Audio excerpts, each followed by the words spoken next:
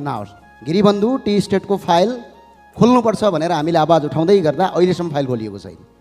सम्मानित अदालतले फैसला गरेको छ त्यो फाइल बनाउनु पर्दैन, अलरेडी छ, त्यसमा पक्राउ गरे हुन्छ। माननीय गृहमन्त्रीज्यू यहीँ हुनुहुन्छ, म अनुरोध र अपिल गर्न चाहन्छु। अब त आज त के पनि आयो भने यहाँ लगानी सहजीकरण सम्बन्धी केही नेपाल ऐनलाई संशोधन गर्न बनेको विधेयकको अध्यादेश आयो भनेको त यो त गिरिबन्धु टी स्टेटको जग्गा बेचेर अझै खाने अध्यादेश आएछ। यसो अगाडिबाट कान समाउनु र पछाडिबाट कान समाउनु एउटै हो।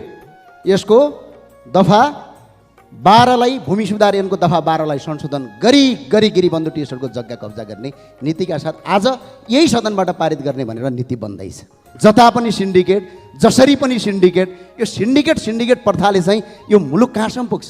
देश बर्बाद भइसक्यो। 6 लाखभन्दा बढी युवाले देश छोड्दैछन् अनि यहाँ तपाईँ हामीले चाहिँ राजनीति गर्छौँ भने खोक्रो भाषण ठोकेर हुन्छ? आज तपाईँको निर्मलाका हत्याराका बलात्कारीहरू आजसम्म पक्राउ परेका छैनन्। ठुल्ठुला भ्रष्टाचारका काण्ड जिउको त्यौँ छन्।